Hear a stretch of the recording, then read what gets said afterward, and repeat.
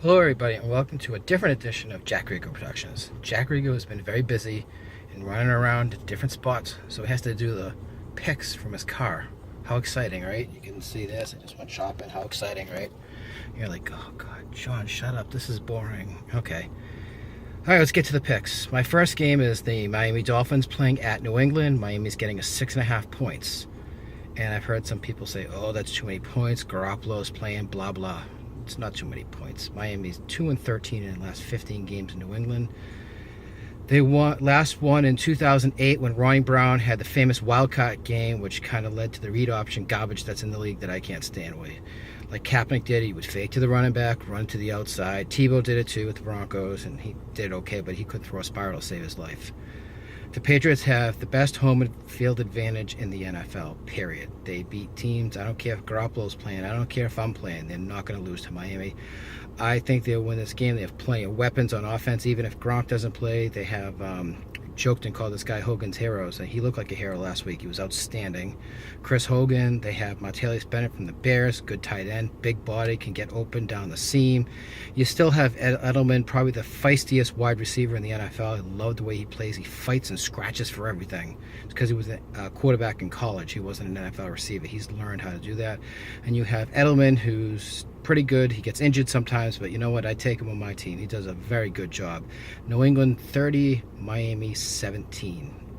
Tannehill will throw 2 interceptions too because he's very shaky as well. And their offense isn't the greatest, in my opinion. Next game we'll do, this is a value pick. The Cleveland Browns are getting 7.5 points at home against the Baltimore Ravens. Who do you like, Jack? Well, I like the Browns. The reason why is plus 7.5. Home underdogs over the years, I've liked the way they've been picked. I like the way they play because there's a nice start. And in this situation, the Browns are playing against the Baltimore Orioles. Baltimore Orioles. My God, see? Orioles. No, it's not baseball. It's the Ravens, John. Ravens. Purple, remember? They used to be the Browns. How fitting is that? The Browns against the Browns from the old days. I digress. Some people have no clue what I'm talking about. Some people say, John, stop it and pick the rest of the game. Okay, I will. The Ravens have been shaky at times over the last couple of years, even though I like Joe Flacco as a quarterback. The Browns, RG3 unfortunately got hurt last week when his shoulder got smashed. They put him on IR. He might come back halfway through the year, but their backup quarterback, Josh McCown, last season, 12 touchdowns and 4 interceptions. He's a good player. He could start on a lot of teams. I take him on the Broncos over Trevor the Traction Engine. But anyways, I think he'll do a good job. I think they will keep this game close. They have Josh Gordon back, wide receiver, who's had some problems with suspensions, but he can run really fast, and he's an outstanding talent. Joe Hayden's a great cornerback for the Browns. He's played well over the years. I think they have a guy named Joe Thomas who's a tackle. He's outstanding, one of the best in the league. Yeah, the Ravens have Justin Forsett. A couple young receivers, I don't remember them. Oh, Steve Smith Sr.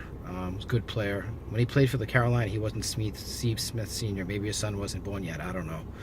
I don't know the significance of adding senior 14 years into your NFL career, but he's a good player.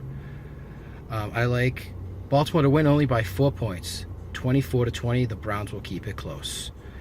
Next game I have is the Cincinnati Bengals. Oh, man. The talking is terrible here.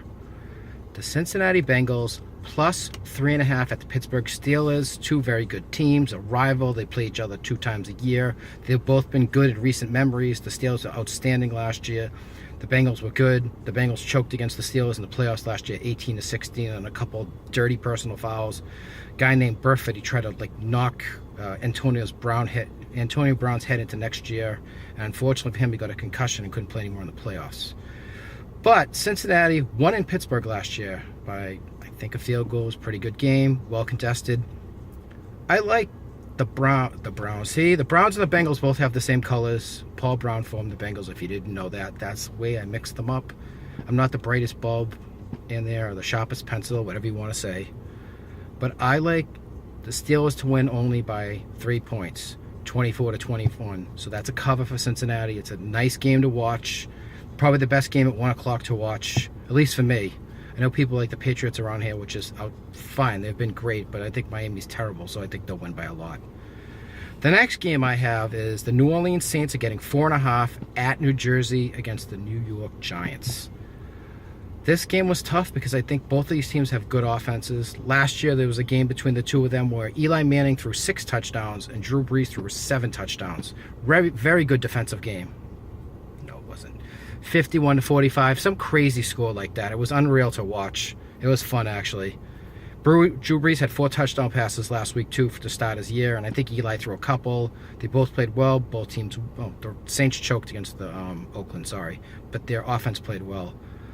I like the Saints to actually pull an upset in this game, 28-27. I just like their offense, and I think they're going to surprise some people. All right, well, thank you very much for watching this strange edition of Jack Rego Productions from the car. Stop and Shop parking lot. How exciting.